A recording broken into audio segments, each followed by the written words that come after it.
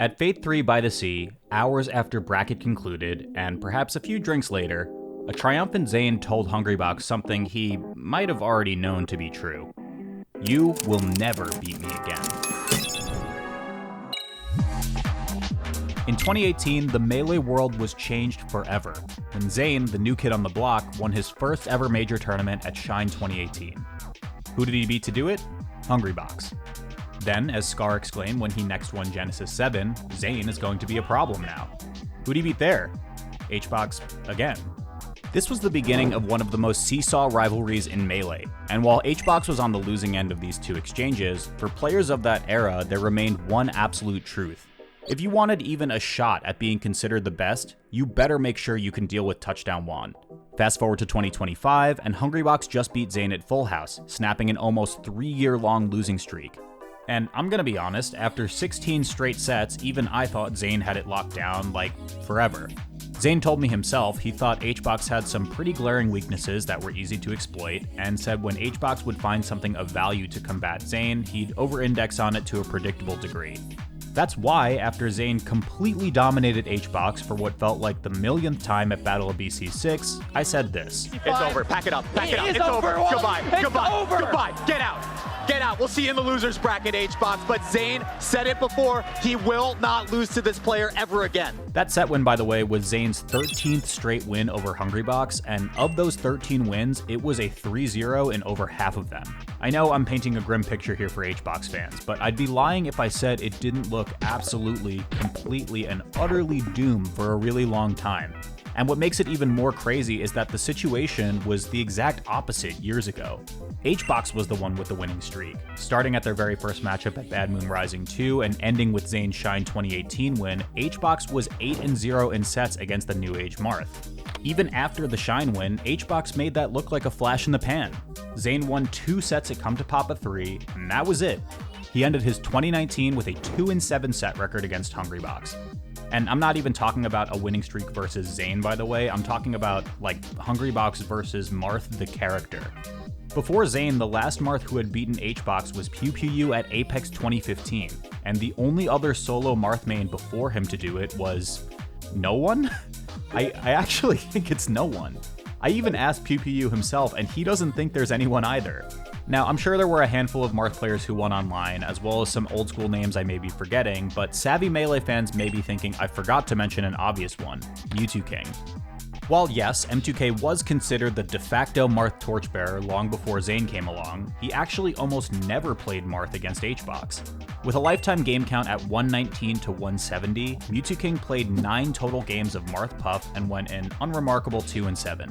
He played 1 full set of Marth Puff at Smash the Record in 2014, and after that it was right back to Fox Puff with the occasional Sheik or even Jigglypuff of his own if he was feeling freaky. So even the best Marth player of that era didn't go close to hongrybor with Marth. For whatever reason, there existed this prevailing narrative that HBox was just unbeatable in this matchup. Even at the time of PewPew's Apex win, he was on at least a 7 or 8 year long bender of never losing to Marth. Then, seemingly out of nowhere, a switch. Starting in 2020, Zayn won, and he won, and he won. He didn't lose any of their 8 sets from 2020 to 2021, and by the time in-person events returned, it got even worse. Yeah, HBox answered back a bit in 2022, ending the year at 8-4 Zayn favored, or a more grim 7-2 set count for the year if you discount online. But from the end of 2022 until the end of 2024, Zayn was undefeated. So naturally, I wondered, how did a matchup once dominated by hongrybor suddenly become completely dominated by Zayn? And with this most recent win at Full House, has hongrybor maybe turned the corner? Well, today I want to break down that most recent win to see what, if anything, might have changed. Strap in, and if you like this type of content, leave a comment to let me know, and make sure you subscribe so you don't miss any of it. Thanks. Thank you to my friends at Into the AM for sponsoring today's video. You guys already know that I've been wearing Into the AM nearly every day for like forever now, but they're truly an amazing brand and I have a lot of respect for them. I've talked a lot about this in the past, but I really do appreciate how receptive you guys are to sponsors on the channel. A lot of people see them as like a necessary evil or whatever, but I've been with Into the AM for several years now, and it has never once felt like a chore to promote their clothing. Plus, sponsors also allow me to do things like pay for editors and whatnot, so I can juggle multiple projects at once and get even more videos produced for you guys, so thanks again for being chill. Anyway, if you're interested in picking up some new items in the summer heat, you're in luck. Their 4th of July sale is live until July 7th, and you'll get up to 60% off site-wide, which includes new items like their latest graphic tee launches. I just grabbed a few items for myself, and they're for sure making my wardrobe this summer because it is legitimately going to be 100 degrees next week, and that is just too hot and I don't like it. If you use my promo code WALT at checkout or go to intotheam.com/WALT, you'll get an additional 10% off at checkout, which is seriously a good deal. Full disclosure as always, but using that link does give me a small commission, and using the link kind of informs these sponsors I'm doing a good job, so they'll keep working with me, so thanks again. Alright, that's it. Thank you again to Into the AM for supporting me and the channel. Make sure you check out the deals on their 4th of July sale, and now let's get back into the video. The only person predicting this win was my friend and our very own prophet, Doerksen, who notably predicts that Hungrybox will win in every single set he plays. But joking aside, I wouldn't have blamed a betting man for going against the odds on this. I mentioned how Zayn was undefeated in sets during 2023 and 2024, but I didn't mention an honestly crazy caveat to that stat. In every single set played in those years, if Zayn didn't 3-0 HBox, it would go 5 games. That is honestly pretty absurd variance when you consider how many sets the two have played in those 2 years, and how in nearly all of those Game 5s, HBox was getting remarkably close, like he was 1/60th of a second off from resetting the bracket at Super Smash Con 2023 close. Okay, major disclaimer, I understand that we're only talking about 4 sets out of their combined 13 going to Game 5, and the other 9 were sweeps. But stick with me for a second, this is interesting, I promise. So what exactly happened here to cause a set to be either a close Game 5 or a blowout 3-0? There's plenty of other lopsided head-to-heads with similar dynamics, but this one in particular is really interesting to me. Presented on screen are the 4 sets from this date range plus Full House, all of which went to Game 5. If you look closely, you'll notice all but one of these started on FOD, and all but one of these HBox won the first game. To me, that suggests at least a little bit that counterpick advantage plays at least a little bit a small role. Fountain of Dreams appears to be the well-established starter at this point. In fact, even in the clean sweeps for Zayn, 7 out of the 9 he won started on FOD, and every single offline set they played in 2022 was there also. But let's take that a level deeper. If HBox wins the first game, Zayn almost always sends it to Yoshi's Story. If HBox loses game 1, like he did at Wavelength 2024 for example, it seems to just set his counterpicks back by 1 game, which may not seem like much, but it can be completely backbreaking when you consider the greater tempo of a set. This same concept applies to winning on your opponent's counterpick, by the way. At Full House, Wavelength, and SmashCon 2023, HBox stole a game on the Yoshi's counterpick, but still lost the set. From HBox's counterpicking perspective, it is expectedly pretty much always Dreamland. With all of this in mind, we can kind of map out how a winning stage spread should look for Hungrybox.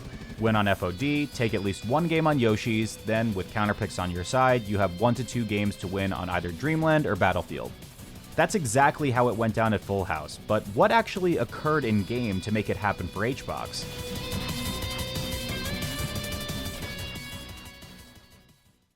A few years ago, I made a documentary for GG Melee which went into detail on Zayn's Shine 2018 win. I encourage you to watch it if you haven't already, but one of the prevailing themes in this video was the idea that during this time, Zayn treated Hungrybox almost like a boss battle. Certain percent ranges were the same as the boss entering a new phase, therefore introducing a new attack pattern Zayn had to adjust to.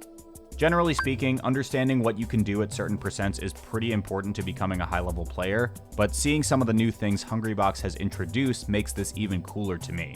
June and myself were commentating on their Collision 2024 sets, and we also talked about how there are certain ranges on HBox's side where Zayn feels like he's gotten a bit predictable, like fishing for knockdowns or rest confirms with pounds at early percents. Pound is incoming. Pound is incoming, and so is rest, and so is game 1! Those also lead to somewhat problematic air-to-airs for what it's worth, especially if it's apparent by the spacing or drift.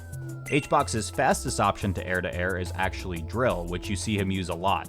It's a fairly common response to when HBox gets hit, so he can do stuff like dare out a shield at a high angle to combat Zayn's jump, he advances with it a good amount, and it can hit confirm into an up smash for KOs. He's even doing it from platforms, either off of edge cancels or shield drops to address a bit of an issue I've seen in some of his older sets, which I'll get to in a second. Ultimately, all of this leads to a weird push-pull in the matchup, where Puff is looking for her drift-in timing to line up with Marth's dash dance in. This is exactly how Hungrybox wins the first game, and thus sets the counterpick train in motion. Sure, Zayn is already in the corner without a ton of real estate here, but he gets caught on a dash dance in by HBox's bear, and the rest is history. If it doesn't work out this way and both players jump or stay grounded, it can lead to a favorable mix-up for Marth that lets him swat Puff away in the air or get a grab on the ground. Later on in Game 3, you see Hungrybox try for a similar slight drift into Zayn's dash in, but he doesn't bite. This time, the bear comes down as Zayn is dashing away. There's no punish in sight, and HBox knows it, so he tries to frantically wave dash away, but it's already too late. Zayn overshoots the dash grab and gets the tipper KO. I covered this in another video, but off grab, Zayn actually gets a 50-50 between forward throw or down throw, both of which convert into pivot F smash. Either throw results in a different DI for HBox to get out of it too. For forward throw, he needs to DI up and to the right or down and to the left, and for down throw, he needs to DI down and to the right. There's an advanced frame data application thread by Cardano that goes into this in much more detail, which you can check out in the description. But with all of that in mind, you may be wondering, what's the solution here? Well, I'll let HBox explain. Here's a modern quote I'll say to look at this matchup. A knife can pop a balloon, but you can't pop a pancake. Jigglypuff Crouch is super important in this matchup, arguably the most important thing in this matchup. The biggest note about this that you might have heard before if you're an avid melee watcher is the interaction of Puff's crouch versus Marth's grab. If Jigglypuff crouches, she literally flattens into a pancake, which makes it practically impossible to get grabbed by Marth JC grab. Marths have adapted to this by instead going for dash grabs, which can scoop up the crouch since it grabs a little bit lower than a JC grab. And the Puffs have adapted to the adaptation by wave dashing, which is arguably better than just holding crouch since you get the low profile on top of being able to move around. I spoke briefly with a former top 10 Marth player named Doerksen for more information, and he had this to say. The first few frames of Puff's crouch is ungrabbable no matter what, so JC grab or standing grab, and then after that, Puff enters idle frames where it is possible to get the grab. It's why it's not possible to grab Puff wave dashing until she exits out of the wave dash animation. Sometimes Puff's crouch idles high enough where a standing grab can still connect, and sometimes the Puff is too flat such that even a dash grab doesn't connect. More often than not, dash grab should usually grab Puff, but it is a bit of RNG that, in Doerksen's opinion, heavily favors Marth. You can see in a number of games, pretty generally speaking, that as soon as HBox commits to the ground, he starts to do way better. Part of this is because he's adding to the mental stack of grabs even being a worthwhile option for Zayn, which, spoiler alert, they still are. And part of this is because HBox is just simply quicker at responding to Zayn's movement. Even at the start of the set, you can hear the commentators say, we'll see if Hungrybox wave dashes, because he so often abandons that game plan early on into a set, which tends to result in these 3-0s for Zayn. Check this one out. Zayn goes for a near perfect dash grab, even slightly overshot to try to make sure he catches it right on top of HBox, and the wave dash out keeps the pancake just flat enough to get out of trouble and get the punish.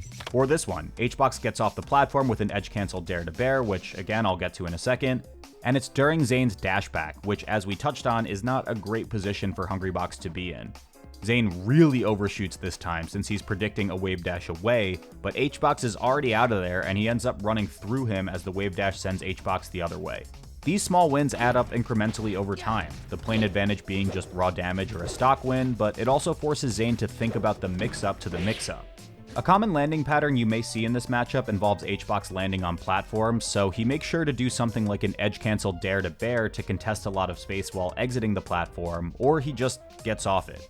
One of the things I noted in his collision sets was I felt like he was hanging out on platforms for a little bit too long.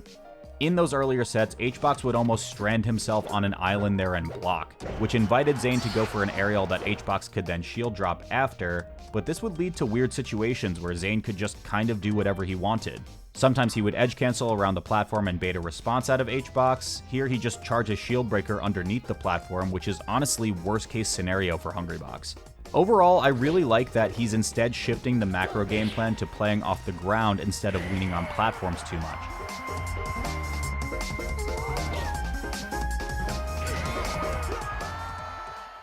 The second crux of this matchup for Hungrybox are Edgeguards, and there are two in particular I want to cover. One old, one new. Ledge Drop Rising Fair and the Marth Killer 2.0. There was only like one real attempt of the Marth Killer 2.0 happening in the Full House set, and it actually didn't even work. In the very first game, HBox sets it up but gets hit by Zayn's Dancing Blade, meaning he's pushed too far away for the inputs to even get him the Edgeguard. I kind of still like covering this one despite it being a mistake because both players actually messed up a bit here. HBox is pushed too far away to get Marth Killer 2.0, but Zayn also recovers high in preparation for Marth Killer 2.0. One of the things Zayn mentioned during his 16-set win streak was that Hungrybox tends to laser in on specific matchup tools, which makes him predictable. I like that despite Zayn misspacing, Hungrybox still gets the stock here. Especially because the Marth Killer 2.0 really doesn't show up at all for the rest of the set, that at least suggests to me that HBox is more willing to try other things. Also, I've said Marth Killer 2.0 like way more than I would like at this point. If you want to learn more about the technical side of this Edgeguard and how to actually do it, there's a really good video by KJH that you can check out here. The other Edgeguard that worked wonders for HBox in this set was a tried and true one, Let Drop Rising Fair. This has been an Edgeguard flowchart since like the beginning of time, but it's impressive how well Hungrybox has it all mapped out. I won't go into super long detail about this one since you can kind of see all of its uses in the examples you're watching right now, but the Edgeguard covers a ton of space. If Zayn up Bs into a rising forward air, there's a lot that can go wrong for him. It can hit him into the wall, which forces him to tech. It can push him to the other side, which is just damage or another Edgeguard. The hit can reverse, which essentially just confirms the KO.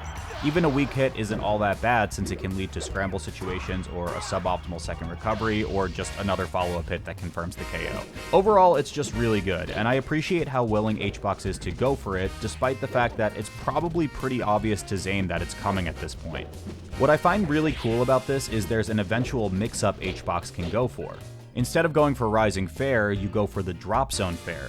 This is arguably a more committal option than the Rising Fair, just for the general positioning both characters are in if you miss it, but on Jigglypuff with her many jumps, it's perhaps not even that bad.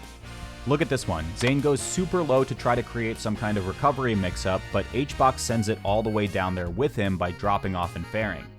This presents a hitbox covering a ton of space, and because Zayn spent all of his resources betting on the low recovery, he's completely dead, while Hungrybox can just jump his way back to safety.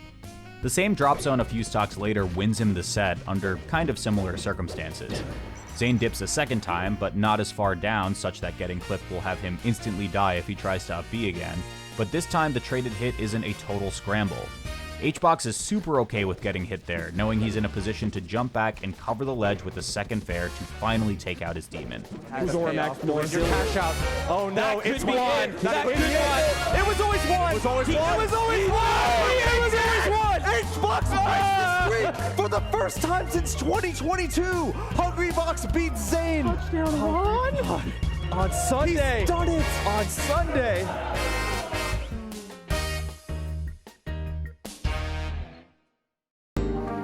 Ultimately, this was just one win.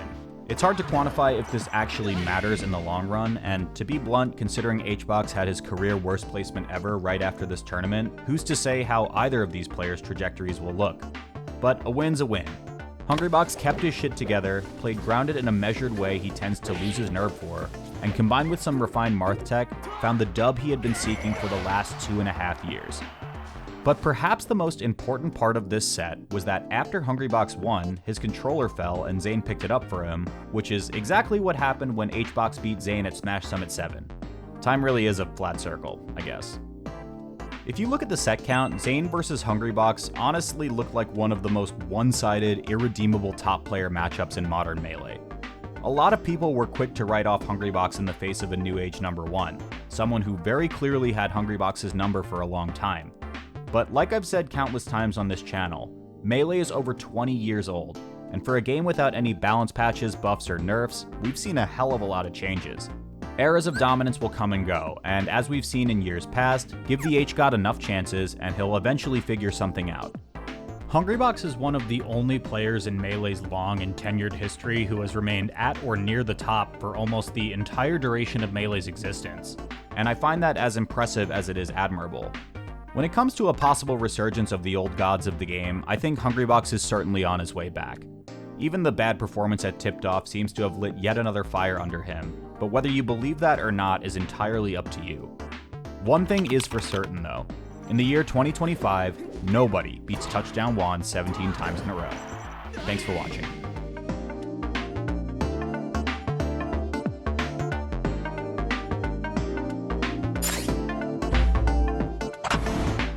Big thank you to Avishua Stein, Bobby Wasabi, Dark Genix, Eric is Cool, Gustavo Cantu Fernandez, Henry Huang, Ian, Jazz the Pirate, Justin Duncan Mills, Kyle Carlin, Marshall Bradley, and Sam Wright.